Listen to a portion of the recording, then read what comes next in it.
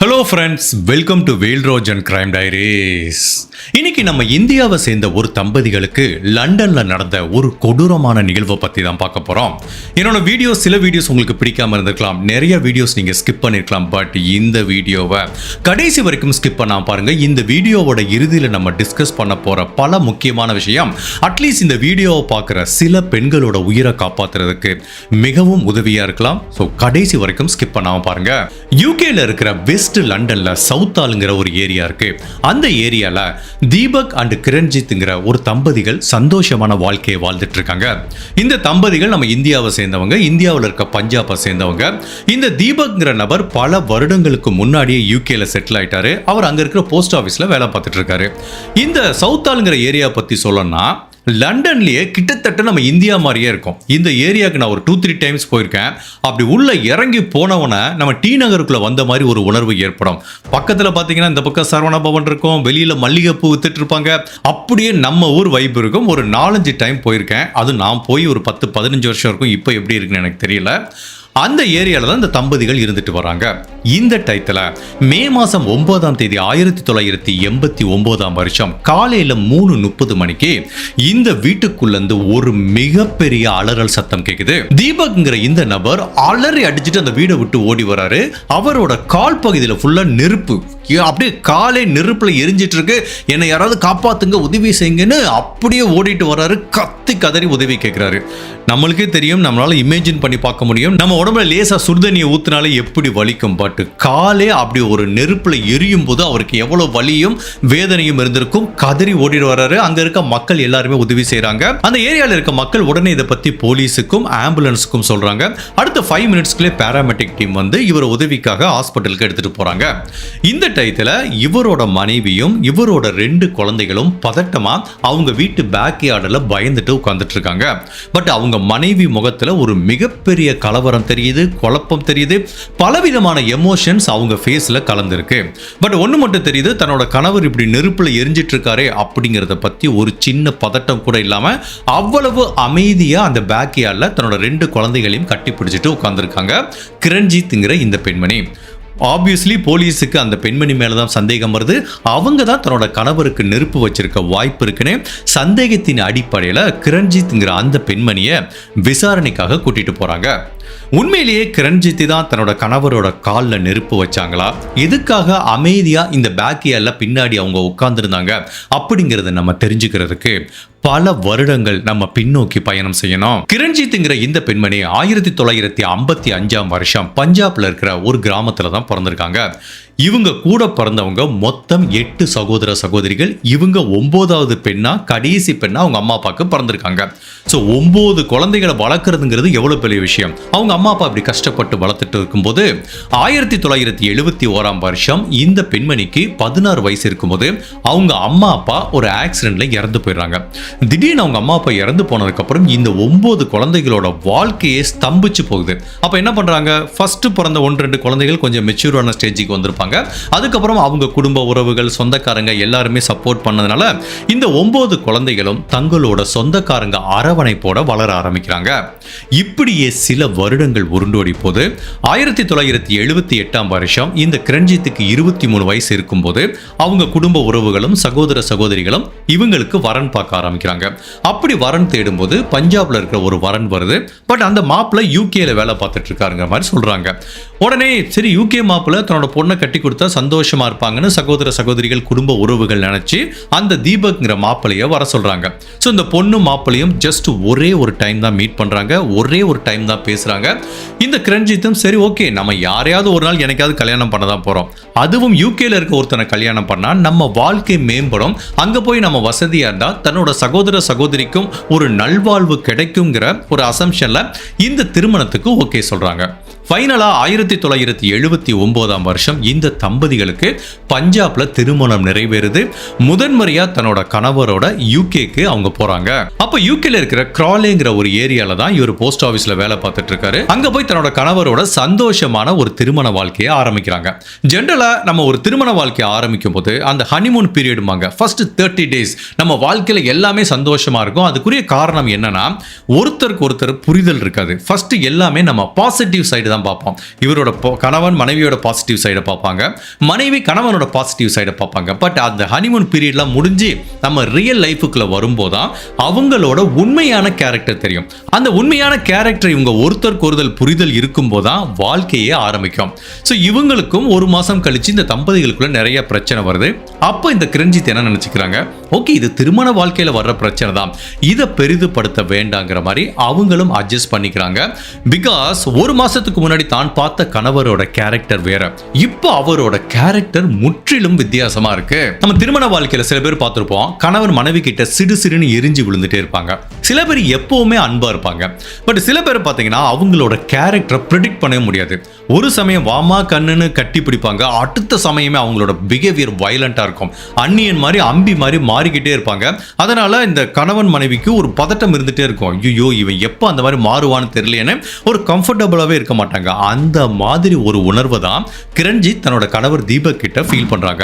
சில சமயம் ரொம்ப கேஷுவலா பேசுறான், பட் சில சமயம் அந்த தீபக்ங்கிற நபரோட பிஹேவியர் பயங்கர வயலண்டா இருக்கு, கண்ட்ரோலா இருக்கு. அதாவது இது எனக்கு என்னமோ இந்த பெண்ணை நான் அடிமையா வேலைக்காக இந்தியாவிலிருந்து கூட்டிட்டு வந்த மாதிரி தான் இவரோட பிஹேவியர் இருக்குது. அது கிரண்ஜித்ங்கிற இந்த பெண்மணியோட தன்மானத்தையே சிதைக்க ஆரம்பிக்குது. இப்படியே நாள் போக போக இந்த கணவரோட அபியூஸ் கொஞ்சம் கொஞ்சமா அதிகமாயிட்டு வருது. இனிஷியலா கணவன் மனைவிகளை கொஞ்சம் பிரச்சனை இருந்தது, இப்போ அது எமோஷனல் அபியூஸா மாற ஆரம்பிக்குது. ஃபர்ஸ்ட் ஆஃப் ஆல் இந்த வீடை விட்டு நீ எங்கேயுமே போக கூடாது, ஊர்ல இருக்க உங்க சொந்தக்காரங்கிட்ட பேசக்கூடாது, சகோதரி கிட்ட பேசக்கூடாது, இங்க பக்கத்து வீட்டுல நெய்பர் நீ எவங்கிட்டையும் வச்சுக்க கூடாது, எவனா பக்கத்து வீட்டுக்காரன் மளிகை ஜாமான் கூட ஏதாவது தேவைன்னு சொல்லி கதவை தட்டினானா பல்ல காட்டிட்டு பேசக்கூடாது. ஒட்டுமொத்தத்தில் எந்த ஆண் கூடயும் நீ பேசவே கூடாது, இந்த வீட்டை விட்டே நீ தாண்டக்கூடாது, நான் சொல்றதா செய்யணும். ஒட்டுமொத்தத்தில் சாவி கொடுக்கிற ஒரு பொம்மை மாதிரி தான் நீ இருக்கணுங்கிற மாதிரி தான் ஒரு ஃபுல் கண்ட்ரோல்ல இந்த கணவன் மனைவியை வச்சிட்டு இருக்காரு. இது எல்லாமே எமோஷனல் அபியூஸுக்குள்ள வரும். ஜென்ரலா எந்த ஒரு கொடுமைப்படுத்தப்பட்ட ரிலேஷன்ஷிப் எப்படி ஆரம்பிக்கும்னா ஃபர்ஸ்ட் கொஞ்சம் கண்ட்ரோல் பண்ணுவாங்க, அப்புறம் எமோஷனலா டார்ச்சர் பண்ணுவாங்க, அதுக்கப்புறம் அது பிசிக்கலா மாற ஆரம்பிக்கும். அதே தான் இவங்க கேஸ்லயும் நடந்துட்டு இருக்கு. இதுவரைக்கும் எமோஷனலா அபியூஸ் பண்ணிட்டு இருந்த இந்த கணவர் தீபக் கிரண்ஜித்ங்கிற தன்னோட மனைவியை கொஞ்சமா பிசிக்கலா அபியூஸ் பண்ண ஆரம்பிக்கிறான். இதுவரைக்கும் தன்னோட மனைவி கிட்ட சிடுன்னு விழுந்துட்டு இருந்தவன் இப்ப தன்னோட மனைவி ஏதாவது ஆர்கியூ பண்ணி ஏதாவது ஒரு சின்னதா ட்ரிகர் பண்ணாங்கன்னா உடனே பெல்ட்டை கழட்டி அடிக்க வேண்டியது, காலில் ஷூ போட்டிருந்தானா ஷூவால மிதிக்க வேண்டியது, வீட்டில் கிச்சன்ல கிடைக்கிற சின்ன கரண்டியை வச்சு அடிக்க வேண்டியது, அதை எல்லாத்தையும் தாண்டி ஃபர்னிச்சர், அதாவது ஒரு சேர் இருந்துச்சுன்னா கோபம் வந்துச்சுன்னா அந்த சேர் எடுத்து அவங்க தலையிலே அடிக்க வேண்டியது. அந்த அளவுக்கு இவனோட கொடுமை நாளுக்கு நாள் அதிகமாயிட்டே போகுது. இந்த டைத்துல 1981 வருஷம் இந்த கிரண்ஜித்ங்கிற பெண்மணி முதன்முறையா கர்ப்பமாகறாங்க. அப்படி கர்ப்பிணி பெண்ணுங்கிற இரக்கம் கூட இல்லாம அவங்க நிறைமாத கர்ப்பிணியா இருக்கும் போதும் அவங்களை கொடுமைப்படுத்துறான். ஒரு ஸ்டேஜ்ல கணவன் மனைவிக்கு ஆர்குமெண்ட் வரும்போது இந்த நிறைமாத கர்ப்பிணியோட தலையில போன் இருக்குல்ல, லேண்ட்லைன் போன், அதை எடுத்து 4 தடவை அடிச்சிருக்கான். அவங்க தலையே உடைஞ்சு போய் ரத்தம் வருது. அதுக்கப்புறம் ஹாஸ்பிட்டலுக்கு போயிருக்காங்க. அப்படி ஹாஸ்பிட்டலுக்கு போகும்போது டாக்டர் கேட்குறாங்க, என்னம்மா எப்படிமா அந்த காயம் ஏற்பட்டுச்சுன்னா, அப்ப கூட இவனை பத்தி சொன்னா ஏதாவது பிரச்சனை ஆயிருமோ அப்படிங்கிற மாதிரி கணவர் மேல இருக்க ஒரு பயத்தினால, இல்ல மேடம் நான் பாத்ரூம்ல வலிக்கி விழுந்துட்டேங்கிற மாதிரி பொய் சொல்லி அந்த நிறைமாத கர்ப்பிணியா இருக்கும் போது கூட ட்ரீட்மெண்ட் எடுத்துட்டு வராங்க. இப்படியே சில நாட்கள் உருண்டோடி போது ஃபைனலா இவங்களுக்கு ஒரு ஆண் குழந்தை பிறக்குது. சரி குழந்தை பிறக்கட்டாவது இவன் திருந்துவான்னு பார்த்தா குழந்தை பிறந்ததுக்கு அப்புறம் கூட இவனோட கொடுமை அதிகமாயிட்டே போகுது. 1983 வருஷம் இந்த குழந்தைக்கு 2 வயசு இருக்கும்போது ஒரு நாள் கணவன் மனைவிக்குள்ள ஆர்குமெண்ட் வருது. அப்ப தன்னோட மனைவியோட கையை பிடிச்சு முறுகி அவங்கள கீழே படுக்க வச்சு மேலே ஏறி இவன் வெயிட் ஃபுல்லா இறங்குனதுல அவங்க கையே உடஞ்சு போச்சு. திரும்பவும் ஹாஸ்பிட்டலுக்கு போறாங்க. டாக்டர் கேட்குறாங்க, இல்ல டாக்டர் திரும்பவும் பாத்ரூம்ல வலிக்கி விழுந்துட்டேன், அதனாலதான் ஃப்ராக்சர் ஆச்சுன்னு சொல்லி ஒவ்வொரு டைமும் பொய் சொல்லி தன்னோட கணவர் தன்னை ஏதாவது பண்ணிடுவானாங்கிற பயத்துல தான் தன்னோட கணவனை பத்தி யாருக்கிட்டையும் எதுவும் சொல்லாம தான் அனுபவிக்கிற எல்லா கொடுமையும் தனக்குள்ளேயே வச்சுக்கிறாங்க. இதுக்கப்புறமும் இவனோட கொடுமை ஸ்டாப் ஆகிற மாதிரி தெரியல. ஒரு டைம் ஆர்குமெண்ட் நடக்குது, இவங்களோட 2 விரலையும் உடைச்சு விட்டுறான். இந்த மாதிரி 2 விரலையும் அவங்களுக்கு ஃப்ராக்சர் ஏற்படுது. இப்படியே சில நாட்கள் உருண்டோடி போகும்போது என்னடா வாழ்க்கை, தனக்கு அம்மா அப்பாவும் இல்ல, சப்போர்ட் பண்ற சகோதரி கூடயும் பேச விட மாட்டேங்கிறான், இனிமேல் இந்த உலகத்துல நான் எதுக்காக உயிரோட இருக்கணும்னு ஃபீல் பண்ணி 1983 வருஷம் தன்னோட உயிரை மாச்சிக்கிறதுக்காக முயற்சி பண்றாங்க. பட் அந்த முயற்சியும் தோல்வியில முடியுது. இந்த டைத்துல தான் இவன் மூலமா இவங்க 2வது முறையா கர்ப்பமாகறாங்க. அப்படி 2வது முறையா கர்ப்பிணியா இருக்கும் போதும் இவங்களை கொடுமைப்படுத்துறான். ஃபார் எக்ஸாம்பிள், இவங்க ஒரு வெட்டிங் ஃபங்க்ஷனுக்கு போயிருக்காங்க. அப்ப கையில ஒரு குழந்தைய வச்சிருக்காங்க. இவங்க நிறைமாத கர்ப்பிணியா இருக்கும்போது எல்லாரும் முன்னாடியும் தன்னோட மனைவியோட கன்னத்துல இப்படி பலார்னு ஒரு அறை, இப்படி பலார்னு ஒரு அறை விட்டுருக்கான். இவங்களுக்கு பயங்கர அவமானமா போச்சு. அதுக்கப்புறம் தன்னோட மனைவியை வேணுமே ஹர்ட் பண்ணணுங்கிறதுக்காக ஒரு சூடா டீ இருக்கிற கிளாஸ் எடுத்துக்கிறான். அவங்க மேல கேஷுவலா தெரியாம ஊத்துற மாதிரி அவங்க மேல அந்த டீயை ஊத்த விட்டு ஆக்சுவலா அவ்வளவு ஹாட்டா இருந்ததுனால அவங்க ஸ்கின் ஃபுல்லாவே போர்ன் ஆயிருது. இது எல்லாமே அவன் பர்பஸா பிளான் பண்ணி பண்ணது. இப்படிதான் அவனோட கொடுமை நாளுக்கு நாள் அதிகமாயிட்டே போகுது. 2வது முறையா அவங்களுக்கு ஒரு ஆண் குழந்தை பிறக்குது. 2 குழந்தை பிறந்ததுக்கு அப்புறம் கூட அவன் படுத்துற கொடுமைக்கு அளவே இல்லாம தான் இருக்கு. இப்படி இருக்கும்போது ஒரு நாள் வெக்கேஷனுக்காக இந்தியாவுக்கு போறாங்க. 1985ஆம் வருஷம் பஞ்சாபுக்கு போறாங்க. அங்க இருக்க தன்னோட சகோதர சகோதரி எல்லார்கிட்டையும் நடந்ததை சொல்றாங்க. என் கணவர் என்ன இப்படி கொடுமைப்படுத்துறான், 2 குழந்தைகளையும் இப்படி படுத்துறான், இவன் கூட நான் எப்படி வாழ முடியுங்கிற மாதிரி கேட்கிறாங்க. அப்போ அவங்க சகோதர சகோதரிகள் என்ன சொல்றாங்கன்னா, இல்லம்மா, நீ ஏற்கனவே தனியா இருந்தா கூட பரவாயில்ல, இப்ப 2 குழந்தை பிறந்துருச்சு, இப்ப நீ அவங்க கிட்ட இருந்து பிரிஞ்சு வந்து இந்த பஞ்சாப்ல ஒரு கிராமத்துல நீ என்னத்தை கஷ்டப்பட போற 2 குழந்தைய வச்சுட்டு, அதனால கொஞ்சம் பொறுத்துக்கோ, அவன் நாளடைவில் திருந்திடுவான் அப்படிங்கிற மாதிரி.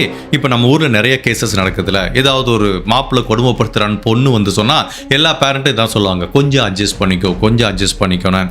ஸோ இவங்களோட இந்த கிரஞ்சித்தோட சகோதர சகோதரிகளும் இதான் சொல்றாங்க. இவங்களுக்கும் அது ஒரு நியாயமா படுது. சரி, ஓகே, இந்த கிராமத்துல வந்து நான் 2 குழந்தைகளை வச்சுட்டு என்ன பண்ண போறேன், கொஞ்ச நாள் அட்ஜஸ்ட் பண்ணியிருப்போம், என்னைக்காவது ஒரு நாள் தன்னோட கணவர் திருந்தி நல்லவனா மாறுவான் அப்படின்னு லட்சக்கணக்கான எவ்வளவோ பெண்கள் இன்னுமே வெயிட் பண்ணிட்டு இருக்காங்க. அந்த மாதிரி ஒரு நம்பிக்கையில தான் இவங்க வெயிட் பண்ணிட்டு இருக்காங்க. யூகேக்கு தீபக்ங்கிற ஒரு நபரை திருமணம் பண்ணிக்கிட்டு இங்க ஒரு சந்தோஷமான வாழ்க்கையை ஆரம்பிக்கலான்னு வந்த கிரண்ஜித்ங்கிற இந்த பெண்மணிக்கு அவங்க எதிர்பார்த்த மாதிரி வாழ்க்கை கிடைக்காம ஒவ்வொரு நாளும் அவனோட கொடுமையிலையும் அவன் கொடுக்கிற சித்திரவதையிலையும் அப்படியே ஒரு நெருப்புல மாட்டிக்கிட்ட புழு மாதிரி தான் துடிச்சிட்டு இருக்காங்க. இவங்க எதிர்பார்த்த மாதிரி ஒரு ஸ்டேஜ்ல அந்த கணவர் திருந்தி நல்லவனா தாங்கிட்ட வந்துருவான் அப்படின்னு இவங்க நம்பிட்டு இருந்தாங்களே, அந்த நம்பிக்கை பலிச்சதா இல்ல இதுக்கப்புறம் இவங்க வாழ்க்கையில என்ன நிகழ்ந்ததுங்கிற பலவித குழப்பங்களும் திருப்பங்களும் நிறைஞ்ச இப்படியெல்லாம் கூடவா ஒரு வாழ்க்கையில நடக்கும்னு இந்த வழக்கு நம்மளை ரொம்பவே ஆச்சரியப்படுத்த போது. அப்படி இந்த பெண்மணியோட வாழ்க்கையில இனிமேல் என்ன நிகழ்ந்ததுங்கிறத நம்ம தெரிஞ்சுக்கிறதுக்கு முன்னாடி உங்க டைம் 2 செகண்ட்ஸ் எனக்காக ஸ்பெண்ட் பண்ணி என்னோட வீடியோஸ் உங்களுக்கு பிடிச்சிருந்துச்சுன்னா லைக் பண்ணிட்டு கமெண்ட் பண்ணுங்க. இன்கேஸ் என்னோட சேனலை இது வரைக்கும் நீங்க சப்ஸ்கிரைப் பண்ணாம பார்த்தீங்கன்னா மறக்காம சப்ஸ்கிரைப் பண்ணி என்ன சப்போர்ட் பண்ணுங்க. நான் ஏற்கனவே சொன்ன மாதிரி இந்த வீடியோவை கடைசி வரைக்கும் ஸ்கிப் பண்ணாம பாருங்க. இதுல இந்த மாதிரி பெண்களை கொடுமைப்படுத்துறது சம்பந்தமான பல முக்கியமான விஷயங்களை இந்த வீடியோவோட இறுதி பாகத்துல நம்ம டிஸ்கஸ் பண்ண போறோம். சோ இந்த கிரண்ஜித்ங்கிற பெண்மணியும் தன்னோட கணவரோட கொடுமையை நாளுக்கு நாள் கஷ்டப்பட்டு தாங்கிட்டு இருக்காங்க. இப்படியே பல நாட்கள் உருண்டோடி போகுது. நாட்கள் வாரமாகுது, வாரங்கள் மாதமாகுது, மாதங்கள் வருடமாகுது, ஏன் வருடங்கள் பல வருடங்கள் கூட ஆகுது. தன்னோட கணவரோட சித்திரவதையில இவங்க தொடர்ந்து அனுபவிச்சுட்டு இருக்க இந்த நேரத்தில் ஒரு நாள் 1986ஆம் வருஷம் இவங்களுக்கு ஒர்க் பண்றதுக்கு ஒரு ஆப்பர்ச்சுனிட்டி கிடைக்குது. ஏற்கனவே இவன் கணவர் வீட்டை விட்டே வெளியில விட மாட்டானே, இவன் தன்னை வேலைக்கு அனுப்புவானுங்கிற மாதிரி கேட்கும்போது அவன் தாராளமா வேலைக்கு போமாங்கிற மாதிரி சொல்றான். இவங்களுக்கும் பயங்கர ஹாப்பி ஆச்சு. ஒருவேளை தன்னோட கணவர் திருந்திட்டானோ அப்படின்னு நினைக்கிறாங்க. But later point of time தான் அவங்களுக்கு தெரிய வந்தது, இவனுக்கு நிறைய பண பிரச்சனை இருக்கு. தன்னோட மனைவி வேலைக்கு போய் சம்பாரிச்சானா அந்த பணத்தை நம்ம யூஸ் பண்ணிக்கலாங்கிற மாதிரி ஒரு சுயநலமான எண்ணத்தோட தான் இந்த பெண்ணை வேலைக்கு அனுப்பி வைக்கிறான். இந்த பெண்ணும் வேலைக்கு போறாங்க. ஓரளவு டீசெண்டா நல்லா சம்பாதிக்க ஆரம்பிக்கிறாங்க. இவன் இதுவரைக்கும் இந்த பெண்ணை பிசிக்கலாவும் எமோஷனலாவும் பல விதமா அபியூஸ் பண்ணிட்டு இருந்தவன் இப்ப இந்த பெண்மணி நிறைய பணம் சம்பாதிக்க ஆரம்பிச்சதுக்கு அப்புறம் பணத்தை கொடுன்னு மிரட்ட ஆரம்பிக்கிறான். இவனோட கேரக்டர் எப்படி இருக்குன்னா, இவன் தன்னோட மனைவியை ஃபுல் கண்ட்ரோல்ல வச்சிருக்கான். பட் இவனுக்கு வந்து நிறைய பெண்களோட அஃபையர் இருக்கு. அவங்களோட ஜாலியா சுத்துறது, குடிக்கிறது, கும்மாளா அடிக்கிறதுன்னு இப்படி இருக்கும்போது இவன் சம்பாதிக்கிறதுல ஒரு பெரும் தொகை அதுக்கு செலவாயிருது. அப்போ வீட்டில் பட்ஜெட் ஷார்டேஜ் ஆயிருது. இப்போ தன்னோட மனைவி வேலைக்கு போனதுனால அந்த பெண்கிட்ட பணத்தை கொடுக்க சொல்லி பயங்கரமா டார்ச்சர் பண்ண ஆரம்பிக்கிறான். நாளுக்கு நாள் அவனோட டார்ச்சரும் அதிகமாயிட்டு போகுது. அப்போ இந்த பெண்மணிக்கு என்ன தோணுதுன்னா, இந்த உறவை விட்டு போகவும் முடியல, தன்னோட கணவரை திருத்தவும் முடியல, என்ன பண்ணலாம்னு யோசிச்சுட்டு இருக்கும்போது ஒரு நாள் அந்த கணவருக்கு பிறந்த நாள் வருது. ஆகா, தன்னோட கணவருக்கு பிறந்த நாள் வருது, நம்ம ஒன்று பண்ணுவோம், கோல்டுல ஒரு ரிங்கு வாங்கி கொடுப்போம். அந்த ரிங்கை வாங்கினார்னா தன்னோட மனைவி தான் மேல எவ்வளவு அன்பா இருக்கா அப்படிங்கிறத புரிஞ்சுக்கிட்டு தன்னோட வாழ்க்கை சீரமைக்கிறதுக்கு வாய்ப்பு இருக்குன்னு இவங்க கஷ்டப்பட்டு சம்பாதிக்கிற பணத்துல சேர்த்து வச்சு ஒரு கோல்டு ரிங் வாங்கி தன்னோட கணவருக்கு கொடுக்குறாங்க. அவன் என்ன பண்ணான், இதை சந்தோஷமா வாங்கி போட்டுக்கிட்டான். பட் அடுத்த நிமிஷமே கணவன் மனைவிக்குள்ள சண்டை வருது. அந்த ரிங்கை அப்படி போட்டுட்டு தன்னோட மனைவியோட வாயிலே ஒரு குத்துறான். இந்த ரிங்கே அவங்களோட பல்ல உடைக்குது. தான் ஆசையா காதலோட வாங்கி கொடுத்த அந்த மோதிரத்தை வச்சே தன்னை அடிக்கும் போது இவங்களுக்கு தன்னோட கணவர் இனிமேல் திருந்தி வாழ்வான் அப்படிங்கிற நம்பிக்கையே சுத்தமா போச்சு. ஏற்கனவே ஒரு டைம் அவங்க உயிரை மாற்றிக்கிறதுக்காக முயற்சி பண்ணாங்க. இப்போ திரும்பவும் அவங்களுக்கு அந்த தவறான எண்ணம் வருது. அந்த திரும்பவும் 2வது முறையா தன்னோட உயிரை மாற்றிக்கிறதுக்கு ட்ரை பண்றாங்க. பட் இந்த முறையும் அவங்களால அதை பண்ண முடியல. பிகாஸ் தனக்கு 2 குழந்தைகள் இருக்காங்க. அந்த 2 குழந்தைகளும் அனாதை ஆயிருவாங்க அப்படிங்கிற ஒரு தாட்ல தான் கஷ்டப்பட்டு தன்னோட உயிரை பிடிச்சு வச்சிட்டு இருக்காங்க. அப்ப நம்ம ஏன் இப்படி பண்ணக்கூடாது? இவங்கிட்ட இருந்து தப்பிச்சு போயிட்டா பேசாம நம்ம வீட்டுல இருக்க எல்லா டாக்குமெண்ட் கையில இருக்க பணத்தை எடுத்துட்டு ஒன்னு யூகேல எங்கேயாவது போய் வாழ்வோம், அப்படி இல்லைன்னா இந்தியாவுக்கு ஓடி போயிடலான்னு பார்த்தா இந்த தீபக்ரவன் விவரமா இந்த ஒய்ஃபு கிரண்ஜித்துக்கு சொந்தமான டாக்குமெண்ட், அவங்களோட பாஸ்போர்ட், விசா, அந்த குழந்தைகளுக்கு சொந்தமான எல்லா டாக்குமெண்ட்டையும் இவன் ஃபுல் கண்ட்ரோல்ல வச்சிருக்கான். பிகாஸ் என்னைக்காவது ஒரு நாள் தன்னோட மனைவி தாங்கிட்டு இருந்து ஓடி போறதுக்கு வாய்ப்பு இருக்குங்கிறதுனால அதுக்கு சான்ஸே தரக்கூடாதுன்னு எல்லா லீகல் டாக்குமெண்ட்டையும் இவன் வச்சுக்கிட்டதுனால இப்போ இந்த கிரண்ஜித்ங்கிற பெண்மணிக்கு அந்த ஆப்ஷனும் இல்லாம போயிருது. இப்படியே சில நாட்கள் உருண்டோடி போகும்போது மே மாசம் 8ஆம் தேதி 1989ஆம் வருஷம் இவங்க கிரண்ஜித் ஒர்க்க முடிச்சு வீட்டுக்கு வந்து தன்னோட குழந்தைகளுக்கு டின்னர் சமைச்சிட்டு இருக்காங்க. அப்ப இந்த கணவர் தீபக் என்ன பண்றான், நிறைய பெண்களோட ஊரை சுத்திட்டு ஃபுல்லா குடிச்சிட்டு வீட்டுக்கு வர்றான். அப்ப தன்னோட மனைவி கிட்ட கேட்கிறான், ஏய் எனக்கு 200 பவுண்டு பணம் வேணும் குடுடி அப்படிங்கிறான். மனைவி சொல்றாங்க, இல்லைங்க நீங்க ஏற்கனவே சரியா காசு தரதில்ல, நான் தான் இப்போ வீட்டுக்கு தேவையான மளிகை ஜாமான் வாங்கியிருக்கேன், வீட்டுக்கு அவ்வளோ வாடகை கொடுக்கறதுல நிறைய பணம் இருக்கு, ஸோ என்கிட்ட இப்போ காசு இல்லை அப்படிங்கிற மாதிரி அவங்க சொல்றாங்க. எனக்கு அதெல்லாம் தெரியாது, 200 பவுண்டு பணம் வேணும் அப்படிங்கிற மாதிரி சொல்றான். 200 பவுண்டுனா இப்போ நம்ம எடுத்துக்கிட்டிங்கன்னா ஒரு 20,000 ரூபாய் இருக்கும். பட் ஒரு 20-30 வருஷத்துக்கு முன்னாடி அது ஒரு மிகப்பெரிய தொகை. அதனால இவங்க என்கிட்ட பணமே இல்லைங்கிறாங்க. அப்போ என்ன பண்றாங்க, இவங்க நாளைக்கு ஆஃபீஸ் போறதுக்காக ட்ரெஸ் அயன் பாக்ஸை வச்சு இப்படி அயன் பண்ணிட்டே இருக்காங்க.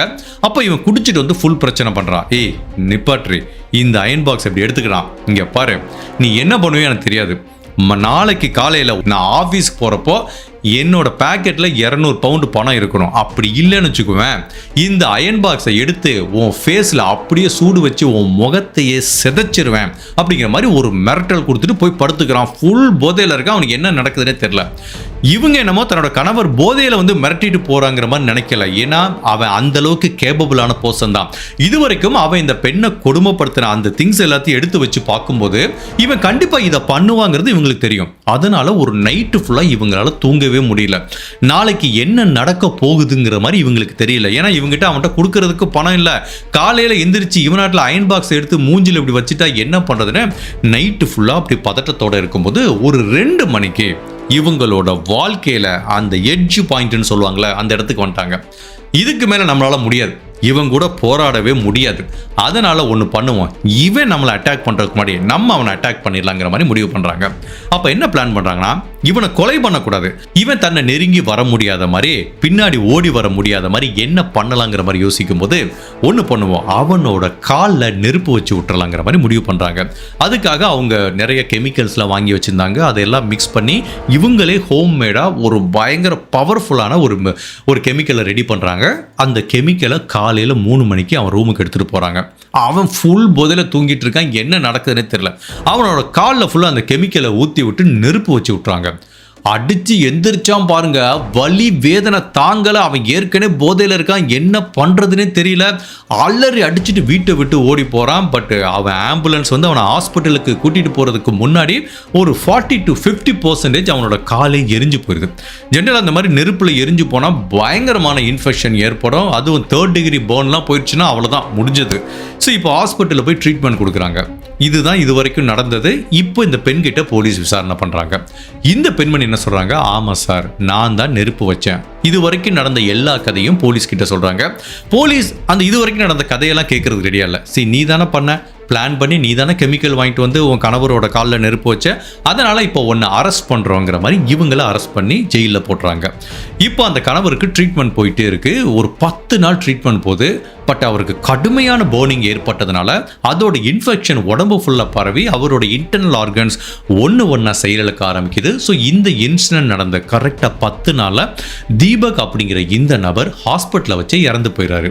ஸோ ஸோ இது வரைக்கும் கணவன் மனைவிக்கு ஏதோ பிரச்சனை, மனைவி நெருப்பு வச்சுட்டாங்க, ஏதோ அட்டாக் பண்ண முயற்சி பண்ணாங்கிற மாதிரி வழக்கு பதிவு செஞ்சாங்க. இப்போ தீபக்ங்கிற நபர் இறந்து போனதுனால இந்த வழக்கு கொலை வழக்காக மாற்றப்படுது. ஸோ இப்போ இந்த வழக்கு விசாரணைக்கு போகுது. இவங்களை பொறுத்த வரைக்கும் இவங்க சார்பாக வாதாடுறதுக்கு ஒரு டிஃபென்ஸ் லாயரை வந்து அப்பாயின்மெண்ட் பண்ணுறாங்க. அவர் வந்து யூகேக்காரு. இவங்க அந்த டிஃபென்ஸ் லாயரோட சரியாக கம்யூனிகேட் பண்ண முடியல. பிகாஸ் இவ்வளவு நாள் என் வாழ்க்கையில் வந்து இவ்வளோ பிரச்சனை இருந்துச்சு, 10 வருஷம் என்னை கொடுமைப்படுத்தியிருக்கான் அப்படிங்கிற மாதிரி எல்லா லிஸ்ட்டையும் சொன்னால் கூட அந்த எமோஷன் அந்த பிரிட்டிஷ் லாயர் கிட்ட சரியாக போய் சேரல. பட் இந்த பக்கம் ப்ராசிக்யூட்டர் டீம் என்ன பண்ணுறாங்க, கணவன் மனைவிக்குள்ள இவ்வளவு நாள் பிரச்சனை இருந்துச்சு, ஸோ கணவர் ஏதோ பண்ணுறாருன்னு சொல்லிட்டு இவங்க நெருப்பு வச்சுட்டாங்க. ஓகே, கணவர் இவ்வளவு நாள் கொடுமைப்படுத்துறதாவே இருக்கட்டும், 10 வருஷம் இருந்திருக்கல, அந்த எவ்வளோ பெரிய பீரியட் 10 வருஷம், அந்த கூலிங் பீரியட்ல எதுக்காக இவங்க ஒரு டைம் கூட கம்ப்ளைண்ட் கொடுக்கல? இந்த மாதிரி கணவர் என்ன அப்யூஸ் பண்றாருங்கிற மாதிரி போலீஸ் ஸ்டேஷன்லயோ இல்லை கோர்ட்ல வந்து ரெஸ்ட்ரைனிங் ஆர்டரோ ஏன் கணவருக்கு அகேன்ஸ்டா எதுவுமே சொல்லலையே? இப்போ திடீர்னு நெருப்பு வச்சதுக்கப்புறம் என் கணவர் என்ன 10 வருஷமா கொடுமைப்படுத்துறான்னு சொல்றாங்க. சரி, 10 வருஷமா கொடுமைப்படுத்தினா நீ எதுக்குப்பா டிவோர்ஸ் வாங்கல அப்படிங்கிற மாதிரி ப்ராசிக்யூட்டர் 1000 கேள்வி கேட்குறாங்க. பட் ஜென்ரலாக நம்ம இந்திய கலாச்சாரம் தெரியும், டிவோர்ஸுங்கிறது அவ்வளோ ஈஸியான விஷயம் கிடையாது. அதுவும் இப்போ கொஞ்சம் நார்மலாக இருந்தால் கூட ஒரு 20-30 வருஷத்துக்கு முன்னாடி நம்ம என்னதான் லண்டனில் போய் இருந்தால் கூட நம்மளோட ஆரிஜின் எங்கே, நம்மளோட ரூட் எங்கே இருக்குது, இந்தியாவில் இருக்குது. அதனால டிவோர்ஸுங்கிறது ஆப்ஷனே கிடையாது. ஸோ மேக்ஸிமம் நம்ம புஷ் பண்ண தான் பார்ப்போம். அதுக்காண்டி தான் நான் 10 வருஷம் என் கணவர் திருந்திருவான்னு வெயிட் பண்ணிட்டு இருந்தேங்கிற மாதிரி இவங்க எவ்வளவோ சொன்னால் கூட இவங்களோட எமோஷன் சரியாக போய் சேரலை. ஸோ அந்த டிஃபென்ஸ் லாயரும் போய் சேரல. அதனால ஆட்டோமேட்டிக்காக கோர்ட்டில் வாதத்துக்கு எடுத்துகிட்டு போகாததுனால என்னமோ ரீசன், ஏதோ கணவன் மனைவிக்குள்ள பிரச்சனை, நீ உன் கணவனை கொலை பண்ணிட்டேங்கிற மாதிரி கோர்ட்ல இவங்க குற்றவாளிங்கிற மாதிரி நிரூபிக்கப்பட்டு இவங்களுக்கு லண்டன் நீதிமன்றத்தில் ஆயுள் தண்டனை கொடுக்குறாங்க. ஸோ இவங்களும் தனக்கு கொடுக்கப்பட்ட தண்டனை ஏற்றுக்கிறாங்க. இதுதான் தன்னோட தலைவிதி, இனிமேல் நம்ம வாழ்க்கை ஃபுல்லாக இந்த லண்டன் சிறையில் தான் இருக்க போறோன்னு இவங்களும் சிறைக்கு போயிடுறாங்க. 1989 வருஷம் சிறைக்கு போயிடுறாங்க. இப்படி ஒரு 3 வருஷம் சிறையில் இருக்கும்போது 1992 இந்த சவுத்தாலில் ஒரு அமைப்பு இருக்கு, சவுத்தால் பிளாக் சிஸ்டர்ஸ்னு ஒரு அமைப்பு இருக்கு. இந்த அமைப்பு எல்லாமே பெண்களால் தான் நடத்தப்படுது. இந்த அமைப்போட பிரதான நோக்கம் என்னன்னா, பெண்களுக்கோ இல்லை குழந்தைகளுக்கோ அகேன்ஸ்டா எந்த ஒரு குற்றம் நடந்தால் கூட அதை தடுக்கணும், அதுக்குரிய பாதுகாப்பு கொடுக்கணுங்கிறதா இந்த அமைப்போட நோக்கம். அதுவும் நம்ம ஏஷியன் கண்ட்ரியை சேர்ந்த பெண்களையும் குழந்தைகளையும் காப்பாற்றுறதா இந்த அமைப்போட பிரதான நோக்கம். இப்போ அந்த அமைப்பு நல்ல வளர்ச்சி அடைஞ்சிட்டு வரும்போது ஜெயிலில் இருக்கிற இந்த கிரண்ஜித்ங்கிற பெண்மணியோட வாழ்க்கை பற்றியும் அவங்களுக்கு 10 வருடங்களா அவங்க கணவர் கொடுத்த அந்த அபியூஸ் கொடுமை பற்றியும் கேள்விப்படுறாங்க. அதனால கிரண்ஜித்ங்கிற இந்த பெண்மணி மேலே நியாயம் இருக்குன்னு முடிவு பண்ணி இந்த வழக்கை ரீஓப்பன் பண்ணி அவங்களுக்கு உதவி செய்யலாங்கிற மாதிரி முடிவு பண்ணுறாங்க. ஃபர்ஸ்ட் இந்த அமைப்பை சேர்ந்த நிறைய அத்தாரிட்டிஸ் என்ன பண்ணுறாங்க, அந்த பெண்மணியை போய் ஜெயிலில் சந்திக்கிறாங்க, என்ன நடந்துச்சுன்னு கேட்குறாங்க, எல்லா டீட்டெயிலையும் சொல்கிறாங்க. ஆக்சுவலாக கிரண்ஜித் அவங்க வாழ்க்கையில் பண்ண பெரிய தவறு என்னன்னா, 10 வருஷம் தன்னோட கணவர்கிட்ட கொடுமையை அனுபவிச்சிருக்காங்க. அதுக்கு ஒரு ஆதாரத்தை கூட அவங்க திரட்டி வைக்கல. அதுதான் இவங்களுக்கு மிகப்பெரிய செட்பேக்காக இருந்திருக்கு. அது போக இவங்களோட கம்யூனிகேஷன் அந்த டிஃபென்ஸ் லாயரை போய் சேரல. அப்போ இந்த சவுத்தால் பிளாக் சிஸ்டர்ங்கிற அமைப்புல பிரக்னா பட்டேல்ங்கிற ஒரு பெண்மணி இருக்காங்க. அவங்க அழகா இவங்களுக்கு புரிஞ்ச லாங்குவேஜில் பேசுறாங்க. ஸோ இவங்களுக்கு என்ன எமோஷன் இருக்கோ அதை அந்த பிரக்னா பட்டேல்ங்கிற பெண்மணி கிட்ட சொல்றாங்க. அந்த பெண்மணி இப்போ ஒரு டிஃபென்ஸ் லாயர்கிட்ட போய் சொல்றாங்க. ஃபைனலாக சக்ஸஸ்ஃபுல்லாக இந்த கேஸை ரீஓப்பன் பண்றாங்க. அப்படி ரீஓப்பன் பண்ணும்போது இந்த டைம் டிஃபென்ஸ் லாயர் பக்காவான ஸ்ட்ராட்டஜி யூஸ் பண்றாங்க. அதாவது 10 வருஷமா அவங்க கணவர் இவங்களை கொடுமைப்படுத்திட்டு இருந்தாரு அப்படிங்கிறத நிரூபிக்கிறதுக்காக ஃபர்ஸ்ட் ஆஃப் ஆல் இவங்க பிரெக்னெண்டா இருக்கும்போது தலையில அடிபட்டுச்சு, ஒரு டாக்டர்கிட்ட போனாங்க. அதுக்கப்புறம் கை உடைஞ்சப்போ ஒரு டாக்டர்கிட்ட போனாங்க, விரல் உடைஞ்சப்ப டாக்டர்கிட்ட போனாங்க. இந்த மாதிரி ஒவ்வொரு டைமும் டாக்டர்கிட்ட போகும்போது அந்த டாக்டரை வந்து வர சொல்லி என்ன நடந்தது, உங்களுக்கு என்ன மாதிரி காயத்தோட நேச்சர் இருந்தது அப்படிங்கிற மாதிரி அதை கேட்டு தெரிஞ்சுக்கிட்டாங்க. பிளஸ் இவங்க அங்கங்க சில பேர்கிட்ட தனக்கு வாழ்க்கையில் நடக்கிற கொடுமையை பத்தி கேஷுவலா ஃப்ரெண்ட்லியா சொன்னாங்க. அந்த மாதிரி நிறைய பீப்புளையும் இப்போ ஐ விட்னஸா கோர்ட்டுக்கு கூட்டிட்டு வராங்க. ஸோ இந்த மாதிரி நிறைய விட்னஸை விசாரிக்கும் போது நீதிபதிக்கு என்ன தோணுதுன்னா, ஓகே இவங்க சொன்னது கரெக்ட் தான். 10 வருஷமா அந்த நபர்கிட்ட இந்த பெண்மணி ஒரு தீராத சித்திரவதை அனுபவிச்சுட்டு இருக்காங்க. அவர் யாரு, பிரிட்டிஷ் ஜட்ஜி. அப்ப அவர் என்ன ஃபீல் பண்றாரு, எங்க ஊர்ல அப்படி இருக்க மாட்டோமே, 10 வருஷம் ஒருத்தர் கொடுமைப்படுத்தா நீ எதுக்கு அவங்கள இருக்கணும், டிவோர்ஸ் வாங்கிட்டு போயிட வேண்டியதாங்கிற மாதிரி இதுக்கு முன்னாடி என்ன கொஸ்டின் கேட்டாங்களோ அதே கொஸ்டின் தான் கேட்கறாங்க. பட் இந்த டைம் அவருக்கு புரியுற மாதிரி எடுத்து சொல்றாங்க. இல்ல சார், இங்க இருக்கிற கல்ச்சர் வேற, எங்க ஊர்ல டிவோர்ஸ்லாம் சாதாரணமா பண்ண மாட்டோம், இந்த மாதிரி புருஷன் கொடுமைப்படுத்தினா அவனை திருத்தணுங்கிற மாதிரி தான் நாங்க ட்ரை பண்ணுவோம், அந்த மாதிரி தான் நாங்க ட்ரை பண்ணோம். ஒரு ஸ்டேஜ்ல அவனால் என் உயிருக்கு ஆபத்து ஏற்படுங்கிறதுனால நான் செல்ஃப் டிஃபென்ஸுக்காண்டி தான் இதை பண்ணேங்கிற மாதிரி சொல்கிறாங்க. பட் இவங்களோட குற்றம் எதுக்காக ஆயுள் தண்டனை கொடுக்கப்பட்டதுன்னா இது ஒரு பிளான் பண்ணி செய்யப்பட்ட கொலை. அதாவது இன்னைக்கு நைட்டு தன்னோட கணவரை கொலை பண்ண போகிறதுனால வீட்டில் இருக்க கெமிக்கல்லாம் ஒரு மக்கில் போட்டு மிக்ஸ் பண்ணி ரெடியாக ஒரு பக்காவாக பிளான் பண்ணி தான் பண்ணியிருக்காங்க. அதனால தான் இதுக்கு ஃபர்ஸ்ட் டிகிரி மர்டருங்கிற மாதிரி அவங்களுக்கு தண்டனை கொடுத்துருக்காங்க. ஜென்ரலாக இந்த மாதிரி கொலை வழக்கில் 2 விதமான குற்றம் சுமத்தப்படும். ஃபர்ஸ்ட் டிகிரி மர்டர் அப்படின்னா பிளான் பண்ணி செய்யப்பட்ட கொலை. ஒருத்தன் வர்றான், அவனை இப்படி கொலை பண்ண போகிறோங்கிற மாதிரி பக்காவாக பிளான் பண்ணி செய்யப்பட்டது.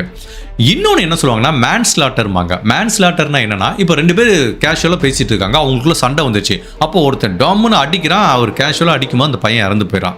தட் மீன்ஸ் இது வந்து கொலை பண்ணணும்னு அவங்க பிளான் பண்ணலை, ஆக்சிடென்ட்டாக சண்டை போடும்போது நிகழ்ந்தது. ஸ்டில் அது கொலை தான், பட் அது வந்து மேன்ஸ்லாட்டர்மாங்க.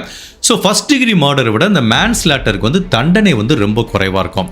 இவங்களை பிளான் பண்ணி செய்யப்பட்ட கொலை ஃபர்ஸ்ட் டிகிரி மர்டர்னு சொல்லி தான் இவங்களுக்கு வந்து ஆயுள் தண்டனை கொடுத்துருக்காங்க. பட் இப்போ நீதிபதி இவங்களோட அனுபவிச்ச கொடுமையையும் நம்மளோட கல்ச்சர் எல்லாத்தையும் புரிஞ்சதுக்கப்புறம் இந்த வழக்கை அவர் எப்படி மாற்றுறாங்கன்னா ஃபர்ஸ்ட் டிகிரிலேருந்து மேன்ஸ்லாட்டராக மாற்றுறாங்க. அப்படி மேன்ஸ்லாட்டராக மாற்றும் போது இவங்களுக்கு கொடுக்கப்பட்ட தண்டனை குறைய ஆரம்பிக்குது. அதாவது மேன்ஸ்லாட்டருக்கு 3.5 வருஷம் ஜெயிலில் இருந்தால் போதும். பட் இவங்க ஆல்மோஸ்ட் ஏற்கனவே 3.5 வருஷம் ஜெயிலில் இருந்ததுனால இப்போ இந்த செகண்ட் ட்ரையல் முடிஞ்ச உடனே இந்த கிரண்ஜித்ங்கிற பெண்மணிக்கு ரிலீஸ் கொடுத்துறாங்க. நீங்க இனிமேல் சுதந்திர பறவையா இருக்கலான்னு. ஆக்சுவலா இந்த 2வது ட்ரையல் நடக்கும்போது ஒரு முக்கியமான ஆக்ட் இருக்கு. அதுக்கு பேர் என்ன அப்படின்னா பேட்டர்ட் உமன் சிண்ட்ரோம்ங்கிற மாதிரி சொல்லுவாங்க. அந்த ஆக்டை இதுவரைக்கும் யூகேல இந்த வழக்குக்கு முன்னாடி பயன்படுத்துறதில்ல. அந்த ஆக்டுக்குரிய அர்த்தம் என்ன அப்படின்னா, இப்போ ஒரு பெண்ணை ஒரு கணவர் பல நாள் கொடுமைப்படுத்திட்டு இருக்கும்போது ஒரு ஸ்டேஜில் அந்த பெண் அந்த கொடுமை தாங்காம செல்ஃப் டிஃபென்ஸ்க்காக அந்த கணவர்கிட்ட ஏதோ ஒரு கிரைம் பண்ணிட்டாங்க, கொலையே பண்ணிட்டாங்கன்னு வச்சுப்போமே, அது வந்து செல்ஃப் டிஃபென்ஸாக கருதப்படும் அப்படிங்கிறத அந்த பேட்டர்ட் உமன் சிண்ட்ரோம்ங்கிற ஒரு ஆக்ட் சொல்லுது. அந்த ஆக்டை பேஸ் பண்ணி தான் இவங்களுக்கு வந்து ரிலீஸ் கொடுத்துருக்காங்க. இப்போ இது வரைக்கும் தன்னோட கணவர்கிட்ட அடிமையாக இருந்த இந்த பெண்மணி இப்போ ஜெயிலேருந்து வர்றாங்க. இப்போ ஆக்டிவிஸ்டாக மாறிடுறாங்க. அதாவது யாரெல்லாம் இந்த பெண்களை அப்யூஸ் பண்ணுறாங்களோ அதுக்கு அகைன்ஸ்டாக விழிப்புணர்வு ஏற்படுத்துகிற மாதிரி நிறைய ப்ரோக்ராம் பண்ணுறாங்க, ஆக்டிவிட்டியில் இன்வால்வ் ஆகுறாங்க. ஸோ இவங்களோட வழக்கை பற்றி யூகே ஃபுல்லாக பேச ஆரம்பிக்கும் போது இப்போ இவங்கள மாதிரி யூகேல நிறைய பேர் இருப்பாங்களே, பல நாள் கணவர்கிட்ட கொடுமையை அனுபவிச்சிருப்பாங்க, ஒரு ஸ்டேஜில் அந்த கணவரை கொலை பண்ணியிருப்பாங்க, அவங்க ஜெயிலில் இருப்பாங்க. இப்போ அந்த மாதிரி 2-3 வழக்கு திரும்ப விசாரணைக்கு வருது. அந்த மாதிரி வரும்போது இவங்களோட வழக்கை பேஸ் பண்ணி எம்மா அப்படிங்கிற ஒரு பெண்மணிக்கும் சாராங்கிற இன்னொரு பெண்மணிக்கும் ஆயுள் தண்டனை கொடுத்திருந்தாங்க. அதுக்கப்புறம் அது மேன்ஸ்லாட்டரா மாத்தி அந்த 2 பேத்துக்கும் விடுதலை கிடைச்சிருக்கு. ஒரு காலத்துல கிரண்ஜித்ங்கிறவங்க தன்னோட கணவருக்கு அடிமையா இருந்தவங்க இப்போ யூகேல இருக்கிற அவ்வளவு மக்களும் இவங்கள ஒரு ரோல் மாடல் மாதிரி பார்க்க ஆரம்பிக்கிறாங்க. ஸோ அதுக்கப்புறம் இவங்க நிறைய அந்த மாதிரி பெண்கள் பாதுகாப்பு சம்பந்தமான பல விஷயங்களை இன்வால்வ் ஆகுறாங்க. அதுக்கப்புறம் அவங்க முன்னாள் கணவர் எங்க வேலை பார்த்தாரோ அதே போஸ்ட் ஆஃபீஸில் வேலை பார்க்குறாங்க. அந்த 2 குழந்தைகளையும் நல்லா வளர்த்து செட்டில் பண்றாங்க. இப்போ அந்த பெண்மணிக்கு 70 வயசாகுது. இன்னுமே யூகேல இருக்காங்க. இப்போ வரைக்கும் அவங்க ஒர்க் பண்ணிட்டு தான் இருக்காங்க. இந்த வழக்கு யூகேல ரொம்ப ஃபேமஸான வழக்கு. பிளஸ் நம்ம இது இந்தியாவிலையும் கனெக்ட் ஆனதுனால இந்த வழக்கை பற்றி நம்ம இந்தியாவிலையும் நிறைய பேத்துக்கு தெரியும். அதனால இந்த வழக்கை பேஸ் பண்ணி நம்ம இந்தியாவில் ஒரு திரைப்படம் எடுத்தாங்க. இங்கிலீஷில் தான் எடுத்தாங்கன்னு நினைக்கிறேன். ப்ரொவோக்ட் அப்படின்னு பேர் வச்சாங்க. அது ஐஸ்வர்யா ராய் நடிச்சிருப்பாங்க. அதாவது இந்த கிரண்ஜித்தோட ரோலை ஐஸ்வர்யா ராய் பண்ணியிருப்பாங்க.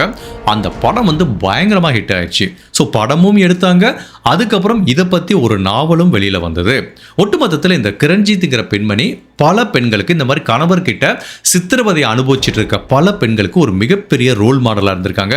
ரோல் மாடல் இந்த சென்ஸ் கணவரை கொலை பண்ணுறது ரோல் மாடல் கிடையாது. எந்த அப்யூஸையும் நம்மளால் சக்ஸஸ்ஃபுல்லாக வெளியில் தாங்கி நம்மளால் வாழ்க்கையில் ஜெயித்து காட்ட முடியும் அப்படிங்கிறதுக்கு ஒரு எடுத்துக்காட்டு தான் தவிர கணவரை கொலை பண்ணணும் அப்படிங்கிறதுக்கு ஒரு எடுத்துக்காட்டு கிடையாது. இந்த ப்ரொவோக்ட் அப்படிங்கிற படத்தை பற்றி சொன்னேன்ல, அதுக்கு சம்பந்தமாக எனக்கு 10 நாளைக்கு முன்னாடி ஒரு இன்சிடென்ட் நடந்தது. பட் இந்த கதையை நான் இப்போ சொல்லும் போது தான் என்னால் அந்த இன்சிடென்ட்டை வந்து லிங்க் பண்ண முடியுது. ஒரு 10 நாளைக்கு முன்னாடி எனக்கு வந்து ஒரு சினிமா ப்ரொடக்ஷன் கம்பெனிலேருந்து கால் பண்ணாங்க. எங்கள் ப்ரொடியூசர் உங்களை மீட் பண்ணணும்னு சொல்கிறாருன்ட்டு. எனக்கு புரியல, யாருன்னு கேட்டேன்.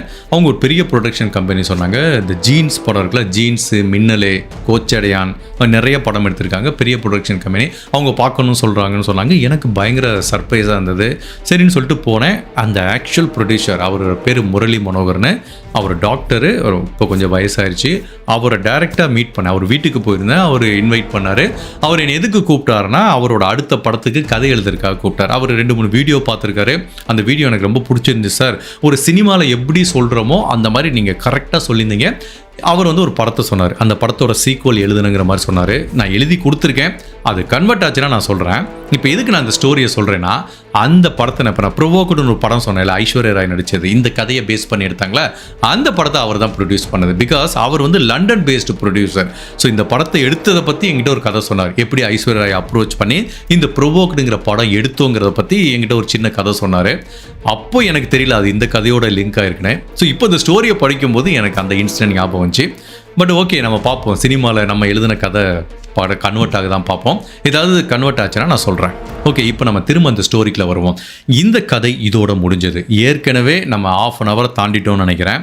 இப்போ நான் அடுத்து என்ன சொல்ல போகிறேன்னா, இப்போ நிறைய பேர் இந்த கதையை கேட்கும் போதே பல பெண்களுக்கு மனசில் தோணிருக்குல்ல, இது என்னமோ வேல்ராஜ் நம்ம வாழ்க்கையை ரிஃப்ளெக்ட் பண்ணி சொன்ன மாதிரியே இருக்குங்கிற மாதிரி.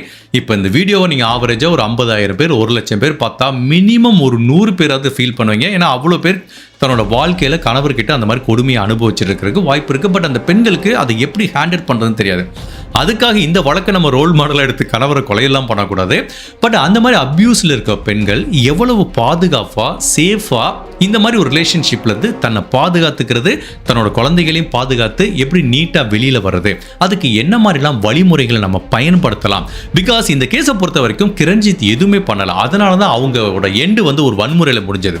இப்போ நம்ம அதை என்கரேஜ் பண்ண போகிறதில்ல. நம்ம எப்படி சேஃபாக நீட்டாக நம்ம இந்த ஒரு ரிலேஷன்ஷிப்பில் இருக்கிறவங்க எதெல்லாம் பின்பற்றணும் அப்படிங்கிறத பற்றி தான் இனிமேல் இந்த வீடியோவில் பார்க்க போகிறோம். நிறைய பேருக்கு நம்ம சொல்கிற அந்த விஷயங்கள்லாம் பிடிக்கிறதில்ல, பார்க்குறதில்ல. அதனால் அந்த மாதிரி வியூவர்ஸ் நீங்கள் ட்ராப் பண்ணிக்கோங்க. இதை தெரிஞ்சுக்கணும் அப்படின்னு நினைக்கிறவங்க நீங்கள் கண்டினியூ பண்ணலாம். ஓகே, இப்போ ஃபர்ஸ்ட் வந்து ஒரு பெண்மணி ஒருத்தரை நம்பி வர்றா. உண்மையிலேயே ஒரு பெண்ணுக்கு வந்து ஒரு மிகப்பெரிய டிரான்சிஷன். ஈவன் நான் நேற்று கூட நான் என் ஒய்ஃபோட பேசிட்டு இருந்தேன். பசங்கள்லாம் ஜாலி, எப்போ பார்த்தாலும் பிறந்தலேருந்து அம்மா வீட்டில் இருக்காங்க. இந்த பொண்ணுங்க பாருங்களேன், எவ்வளோ நாள் அவங்க அம்மா வீட்டில் இருந்துட்டு திடீர்னு ஒரு வீட்டில் வந்து அந்த கல்ச்சருக்கு மாறணுங்கிறது உண்மையிலேயே அது ஒரு பெரிய டிரான்சிஷன் தான் பெண்களோட லைஃப்பில். அப்படி வரும்போது அந்த கணவர் சரியில்லை, அந்த கணவர் அப்யூஸ் பண்ண ஆரம்பிச்சிட்டானா அந்த அப்யூஸ் பண்ணுற லெவல் வந்து ஒவ்வொரு வீட்டுக்கும் வந்து வேறுபடுத்தப்படும். ரெண்டு டைப் ஆஃப் சொல்லலாம். ஒன்று வந்து உங்களை வார்த்தைகளால் சித்திரவதை பண்ணுறது, எமோஷனல் அப்யூஸ். இன்னொன்று ஃபிசிக்கல். சில பேர் ரெண்டுமே பண்ணுவாங்க. குடிச்சிட்டு வந்து அவனுக்கு ரெண்டுமே ஒன்று தான். ஸோ அந்த இப்போ எமோஷனல் அப்யூஸ்னால் எப்படி இருக்குன்னு வச்சுக்கோங்களேன். உங்களை இன்சல்ட் பண்ணலாம். நீ எதுக்குமே லாய்க்கில்லை, நீ தண்டம் அப்படிங்கிற மாதிரி உங்களை இன்சல்ட் பண்ணுறது. ரெண்டாவது மிரட்டுறது, திரட்டன் பண்ணுறது. ஏய் நீ பாருடி, நான் சொல்கிறத கேட்கல, ஓடி போயிரு உங்கள் அம்மா வீட்டுக்கு அப்படிங்கிற மாதிரி பல விதங்களில் அவங்கள வந்து மிரட்டுறது. அதுக்கப்புறம் கண்ட்ரோல் எடுத்துக்கிறது. யாருக்கிட்டையும் பேசக்கூடாது, எவங்கிட்டையும் பேசக்கூடாது. ஒரு கேஸ் சிலிண்டர் கொடுக்க வந்தால் கூட அவனை போய் பார்க்கக்கூடாது, உங்கள் அம்மா அப்பாட்ட பேசக்கூடாது, ஃப்ரெண்ட்ஸ் கிட்ட பேசக்கூடாதுன்னு ஓவராக கண்ட்ரோல் எடுத்துக்கிறது. ஸோ இது வந்து ஃபுல்லாக எமோஷனல். அதுக்கப்புறம் அந்த எமோஷனல் என்ன ஆகுனா ஸ்லோவாக அது ஃபிசிக்கல் அப்யூஸாக மாற ஆரம்பிக்கும். இதில் என்ன பிரச்சனை அப்படின்னா, நிறைய பெண்கள் வந்து இதை ரெகக்னைஸ் பண்ண மாட்டாங்க, அதை அக்செப்ட் பண்ணிக்க மாட்டாங்க. தன்னோட கணவர் தன்னை கொடுமைப்படுத்துறாரு அப்படிங்கிறத ஃபர்ஸ்ட் ஆஃப் ஆல் ரெகக்னைஸ் பண்ணணும். இப்போ நான் சொன்ன ஃபேக்டர் இருக்குது பார்த்தீங்களா, இது 1 நாள் 2 நாள் நடந்தால் பரவாயில்ல.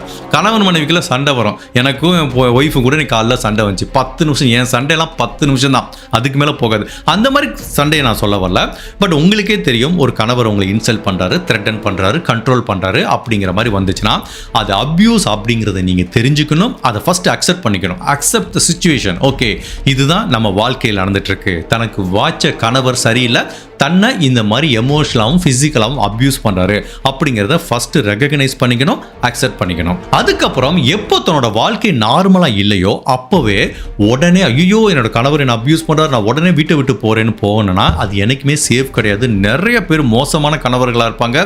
இதை எடுத்தமோ கவுத்தமோன்னு பண்ண முடியாது. அப்படியே முள்ளு மேலே விழுந்த சேலை மாதிரி அப்படி நைஸாக எடுத்துகிட்டு வெளியில் போனோம். ஸோ ஃபர்ஸ்ட் ஆஃப் ஆல் அதுக்கு வந்து நம்மளை சுற்றி நிறைய சேஃப்டிக்கு ஒரு நெட்வொர்க் வந்து பில்ட் பண்ணிக்கிறோம். உங்கள் வாழ்க்கையில் என்ன நடந்துட்டு இருக்கு அப்படிங்கிறத க்ளோஸ் ஃப்ரெண்டுக்கு யாராவது ஒருத்தவங்க இருப்பாங்க, அவங்ககிட்ட சொல்லலாம். சில பேர் வீட்டில் பார்த்தீங்கன்னா பொண்ணு வீட்டில் சப்போர்ட் இருக்காது. இப்போ நம்ம ரீசெண்டாக கோயம்புத்தூரில் நடந்த கேஸ் கூட எடுத்துங்களேன். கணவன் இவ்வளோ கொடுமைப்படுத்துறானா எதுக்கு பொண்ணு அவங்க வீட்டில் விட்டு வைக்கணும், உடனே கூட்டிகிட்டு வந்திருக்கணும்ல. ஸோ சில பேர் நிறைய அம்மா அப்பா தான் சொல்லுவாங்க, கல்யாணம் பண்ணியாச்சுமா, அட்ஜஸ்ட் பண்ணி இருந்துக்கோமா, பழகிறோம், நாளுக்கு நாள் சரியாக இருப்பாங்க. ஸோ அந்த மாதிரி நீங்கள் அம்மா அப்பா உங்களுக்கு சப்போர்ட் இல்லாட்டா கூட சகோதர சகோதரிகளோ ஃப்ரெண்டோ யாருக்கிட்டையாவது உங்கள் லைஃப்பில் என்ன நடந்துட்டுருக்கு அப்படிங்கிறத கண்டிப்பாக சொல்லணும். உங்களை சுற்றி ஒரு சப்போர்ட் நெட்வொர்க், யாராவது ஒருத்தர் ஒரு எமர்ஜென்சினா நம்மளுக்கு யார் சப்போர்ட் பண்ணுவா, ஒரு எமர்ஜென்சினா நம்ம யார் அப்ரோச் பண்ணணும் அப்படிங்கிற மாதிரி ஒரு சப்போர்ட் நெட்வொர்க்கை நீங்கள் கண்டிப்பாக பில்ட் பண்ணி வச்சிருக்கணும். அதே மாதிரி நிறைய ஹெல்ப்லைன் நம்பர்லாம் இருக்குது இந்தியாவில். பெண்களோட எமர்ஜென்சிக்கு ஹெல்ப்லைன் நம்பரு, அதுக்கப்புறம் இந்த மாதிரி அப்யூஸ் பண்ண ரிப்போர்ட் பண்ணுறது, இந்த நம்பர், இந்த டீட்டெயில் எல்லாத்தையுமே பக்காவாக ரெடி பண்ணி வச்சுக்கோங்க. அதுக்கப்புறம் நான் சொல்ல போகிறது கொஞ்சம் வித்தியாசமாக கூட இருக்கலாம். இது வந்து ஒரு எமர்ஜென்சி பிளான் மாதிரி ரெடி பண்ணி வச்சுக்கிற மாதிரி சொல்கிறாங்க. ஃபார் எக்ஸாம்பிள், இப்போ நீங்கள் வந்து ப்ரெக்னெண்ட்டாக இருக்கீங்கன்னு வச்சுக்கோங்களேன், நிறைய பேர் சொல்லுவாங்க இத்தனாம் தேதி டாக்டர் வந்து அட்மிட் பண்ண சொல்கிறாங்க அப்படின்னா 10 நாளைக்கு முன்னாடியே அந்த ஹாஸ்பிட்டலுக்கு போகிறதுக்கு ப்ரெக்னன்சிக்கு தேவையான அங்கே மாற்றிக்கிறதுக்கு ட்ரெஸ்ஸு அந்த மாதிரி நிறைய ஐட்டங்கள் இருக்கும், எல்லாத்தையுமே ஒரு 10-15 நாளைக்கு முன்னாடியே பேக் பண்ணி ரெடியாக வச்சுப்பாங்க. இது வந்து எப்படின்னா நம்மளுக்கு தெரியும் திடீர்னு ஒரு நாள் வலி வந்துச்சுன்னா இதெல்லாம் பேக் பண்ணுறதுக்கு டைம் இருக்காதுன்னு தெரியும். கிட்டத்தட்ட இதுவும் அதே மாதிரி தான். ஒரு அப்யூசிவான ரிலேஷன்ஷிப்பில் நீங்கள் இருக்கும்போது ஒரு நாள் எஸ்கலேட் ஆகுதுன்னு வச்சுக்கோங்களேன். உங்கள் கணவர் ஒரு நாளே உங்களை கத்தி எடுத்து குத்த வராரு, உங்களை கொலை பண்ணுற அளவுக்கு வந்துட்டாருன்னா திடீர்னு அந்த வீட்டை விட்டு போகணும் அப்படின்னா நீங்கள் எங்கே போவீங்க? ஓகே, நீங்கள் பக்கத்தில் இருக்கீங்க, சென்னையில் இருக்கீங்க, பக்கத்து வீட்டில் தான் எங்கள் அம்மா வீடுனா ஓடி போயிடலாம். பட் வெளிநாட்டில் இருக்கீங்க, இல்லை உங்கள் அம்மா அப்பா வேறு ஊரில் இருக்காங்க, நீங்கள் திடீர்னு இப்போ எங்கே போவீங்க? அதனால் அதுக்கு ப்ரிப்பேர்டாக இருக்கணும். இதெல்லாம் எப்படின்னா எக்ஸ்ட்ரீம் ஸ்டேஜ், அது உங்களுக்கு தான் தெரியும். இது எப்போ வேணாலும் நடக்கலாங்கிற மாதிரி இருந்துச்சுன்னா ஒரு பக்காவான ஒரு பேக் வச்சுக்கோங்க. அதுக்குள்ளே கொஞ்சம் பணம் எப்பயுமே வச்சுக்கோங்க. உங்களோட ஐடி கார்டு, பாஸ்போர்ட்டோ இல்லை ஆதார் கார்டோ எல்லாத்தையும் வச்சுக்கோங்க. தேவையான கீஸ், இப்போ திடீர்னு தப்பிச்சு போனோம் அப்படின்னா ஒரு கார் கீ இருந்துச்சுன்னா டூப்ளிகேட் கீ வச்சுக்கோங்க. தேவையான ட்ரெஸ்ஸு, மெடிசின், அதுக்கப்புறம் உங்கள் குழந்தைகளுக்கு தேவையான ஐட்டம், இது எல்லாத்தையுமே பேசிக்காக ஒரு 1 or 2 days திடீர்னு நைட்டு போகிறோன்னா எங்கேயோ போய் தங்கணுமே, அந்த மாதிரி ஐட்டத்தை நீங்கள் ரெடி பண்ணி வச்சுக்கோங்க. அதுக்கப்புறம் எங்கே போகிறது? திடீர்னு கிளம்பி போனால் எங்கே போகிறது? ஒரு எமர்ஜென்சியாக ஓகே நம்மளுக்கு ஒரு ஃப்ரெண்ட் இருக்காண்டா, எவ்வளோ பிரச்சனை வந்தாலும் இந்நேரம் போனால் கரெக்டாக அவன் நம்மளை காப்பாற்றுவாண்டா அப்படிங்கிற மாதிரி ஒரு 2-3 கான்டாக்ட் வச்சுக்கோங்க. அதே மாதிரி இன்னொன்று என்ன சொல்கிறாங்கன்னா, உங்கள் குழந்தைகள்கிட்ட சில எமர்ஜென்சி நம்பர்லாம் கொடுத்து வைங்கிறாங்க. பிகாஸ் உங்களுக்கு ஏதாவது ஒரு ஆபத்து நிகழ்ந்துருச்சுன்னா, கண்ணா இங்கே பாடுறா அம்மா இல்லை அப்படின்னா நீ யாருக்கு கால் பண்ணணும், அம்மா ஏதோ ஒரு ஆபத்தில் இருந்தால் நீ யாருக்கு கால் பண்ணணும் அப்படிங்கிற மாதிரி தகவலை முடிஞ்சால் குழந்தைகள்கிட்ட சொல்லி வைங்க. அதுக்கப்புறம் சில கோட் வேர்டு கூட யூஸ் பண்ணலாங்கிறாங்க.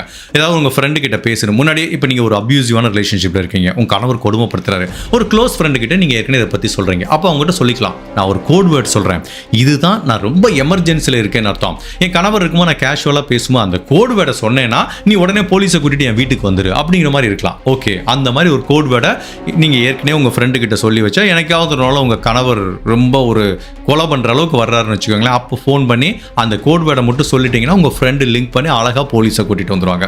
இது எல்லாமே ரொம்ப சீரியஸான அப்யூசிவ் ரிலேஷன்ஷிப்பில் இருக்கிறவங்க பக்காவாக பிளான் பண்ணி வச்சுக்கணும். அதுக்கப்புறம் நான் நிறைய கேஸில் சொல்லியிருக்கேன், எஸ்கலேஷன் அப்படிங்கிற மாதிரி ஒரு வார்த்தை இருக்குது. எந்த இடத்துல எதை எஸ்கலேட் பண்ணுறது?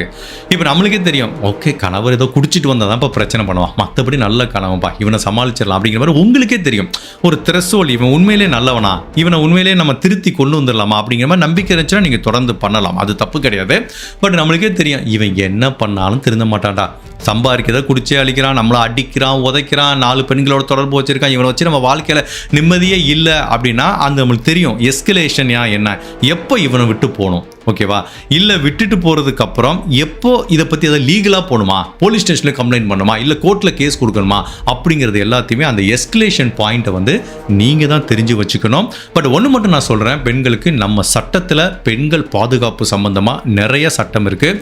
India's protection of women from domestic violence act 2005 ஒரு சட்டம் ஏற்றிருக்காங்க. அதுவும் டொமஸ்டிக் வயலன்ஸ், நம்ம வீட்டுக்குள்ளே கொடுமைப்படுத்துகிறவங்களுக்கு அகைன்ஸ்டாக ஸ்ட்ராங்கான சட்டத்திட்டம் இருக்குது. ஸோ அதையும் தெரிஞ்சுக்கோங்க. பெண்கள் பாதுகாப்பாக இருக்கிறதுக்கு நம்ம சட்டமும் காவல்துறையும் உதவியாக இருக்கும். ஸோ இந்த சட்டத்தை பற்றிலாம் தெரிஞ்சு வச்சுக்கோங்க. ஸோ அட் த எண்ட் எங்கே எஸ்கலேட் பண்ணணும், எங்கே எடுத்துகிட்டு போகணும். எஸ்கலேஷன்லாம் என்ன, ஒன்றும் இல்லை, இவன் கூட இருக்க முடியாதுன்னு அம்மா வீட்டுக்கு போகிறது, அது ஒரு டைப் ஆஃப் எஸ்கலேஷன். அடுத்து ஐயோ இவன் விட்ட நாளைக்கு நம்மளை கொலை பண்ணிடுவான்னு உடனே அந்த மாதிரி எஸ்கலேஷன் வந்து என்ன பண்ணணும், அம்மா வீட்டுக்கு போகக்கூடாது, போலீஸ் ஸ்டேஷனுக்கு தான் போகணும்.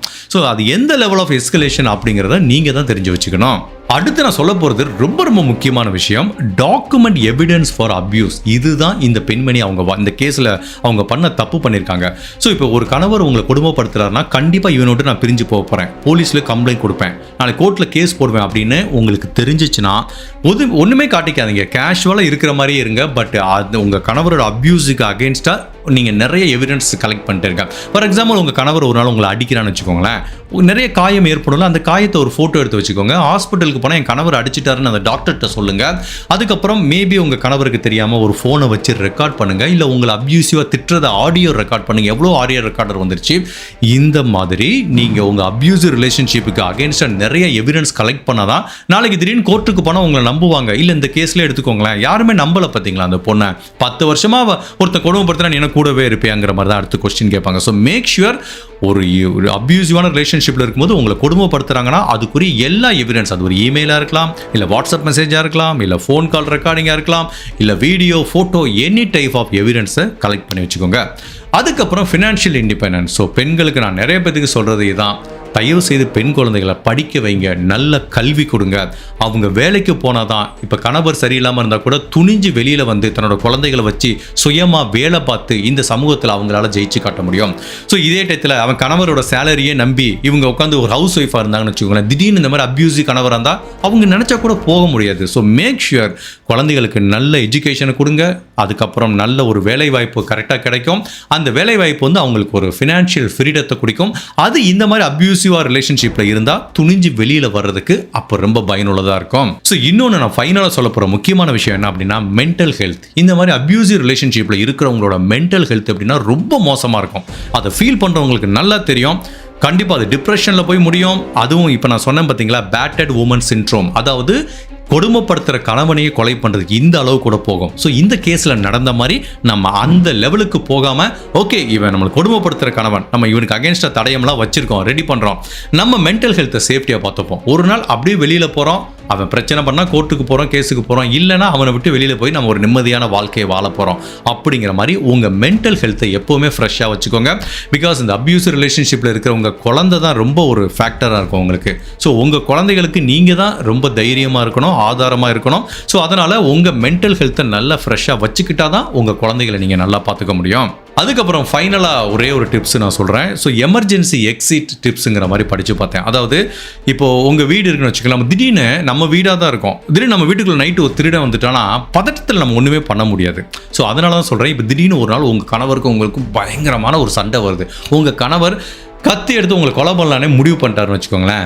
அப்போது திடீர்னு எமர்ஜென்சியை எப்படி எங்கே கிளம்பி போகணுங்கிறதே நம்மளுக்கு தெரியாது. ஸோ என்னதான் நம்ம வீடாக இருந்தால் கூட தெரியாது. ஸோ எமர்ஜென்சி எக்ஸிட் பிளானை வந்து மைண்டில் வச்சுக்கோங்க.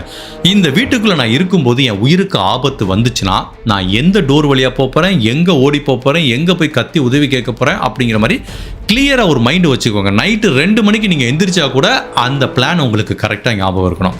இது நம்ம கேட்குறதுக்கு என்னமோ காமெடியாக இருக்கிற மாதிரி இருக்கலாம், பட் உண்மையிலேயே அந்த மாதிரி ரிலேஷன்ஷிப்பில் நான் நிறைய பேரை பார்த்துருக்கேன். தன்னோட கணவனோ மனைவியோ தன்னை ஏதாவது பண்ணிடுவாங்களோ அப்படிங்கிற பதட்டத்தோடையே வாழ்கிற எவ்வளோ பேரை நான் பார்த்துருக்கேன். ஸோ அந்த மாதிரி பீப்புளுக்கு இப்போ நான் சொல்கிற விஷயத்தை வந்து கண்டிப்பாக உங்களால் லிங்க் பண்ண முடியும். ஒட்டுமொத்தத்தில் ஃபைனலாக நான் என்ன சொல்ல வரேன் அப்படின்னா, இந்த அப்யூஸுங்கிறது வந்து யாரையுமே கொடுமைப்படுத்துறதுக்கு இங்கே அனுமதி கிடையாது. ஒரு பெண், நான் பெண்ணாக பிறந்துட்டேன் அப்படிங்கிற ஒரு காரணத்துக்காண்டி ஒரு ஆணுக்கு அடிமையாக ஒரு பெண் வாழ வேண்டிய அவசியம் கிடையாது. இவ்வளவு கொடுமையை தாங்கிட்டு இருக்க வேண்டிய அவசியமும் கிடையாது. ஒரு பெண்ணாக பிறந்த அடிமையாக வாழணுங்கிற அவசியமும் கிடையாது. ஒரு ஆணுக்கு எப்படி இந்த உலகத்தில் ஒரு சந்தோஷமான சுதந்திரமான வாழ்க்கை கிடைக்குதோ அதே மாதிரி வாழ்க்கை ஒரு பெண்ணுக்கு கிடைக்கிறதுக்கு ஒரு 100% அவங்களுக்கு தகுதி இருக்கு. ஒரு பெண் அப்படின்னா கல்யாணம் பண்ணிட்டு வந்தா அந்த பெண் நம்மளுக்கு அடிமை அப்படிங்கிற மாதிரி எந்த ஆணுமே இனிமேல் நினைக்கக்கூடாது அப்படிங்கிறதான் இந்த கேஸ்லேருந்து நான் கற்றுக்கிட்ட விஷயம். அதை நீங்களும் இனிமேல் பின்பற்றுங்க. ஸோ இது வரைக்கும் நீங்கள் ஒரு அப்யூசிவான ரிலேஷன்ஷிப்பில் இருந்தீங்கன்னா நான் சொன்ன பல விஷயங்கள் அட்லீஸ்ட் ஒருத்தரோட உயிரை காப்பாற்றுறது கூட உதவியாக இருந்தா இந்த வீடியோ நான் 45 நிமிஷம் பண்ணதுக்கு ரொம்ப ப்ரௌடாக ஃபீல் பண்ணுவேன். ஹோப்ஃபுல்லி இந்த வீடியோ உங்களுக்கு பயனுள்ளதாக இருந்தாலோ இல்லை உங்களுக்கு தெரிஞ்ச நிறைய பேர் இந்த மாதிரி ரிலேஷன்ஷிப்பில் இருந்தாலும் இதில் நான் சொன்ன பல விஷயங்கள் அவங்களுக்கு உதவியாக இருக்கலாம். மறக்காமல் உங்கள் ஃப்ரெண்டுக்கிட்டேயோ ஃபேமிலி மெம்பர்ஸ்கிட்டயோ யாருக்கெல்லாம் இந்த மாதிரி ஒரு டிப்ஸ் தேவைப்படுதோ அவங்கக்கிட்ட ஷேர் பண்ணுங்கள். அப்யூஸாக இருக்க வேண்டிய அவசியம் இல்லை. நீங்கள் தைரியமாக திறமையாக கரெக்டாக ஹேண்டில் பண்ணால் அந்த ரிலேஷன்ஷிப்லேருந்து வெளியில் வர முடியும். அப்படிங்கிறதுக்கு நான் சொன்ன பல விஷயங்கள் உங்களுக்கு உதவியாக இருக்குங்கிற மாதிரி நான் நம்புகிறேன். இந்த கேஸை பற்றி நீங்கள் என்ன நினைக்கிறீங்க? உங்களோட கருத்தை மறக்காமல் இந்த வீடியோவில் பதிவு பண்ணுங்கள்.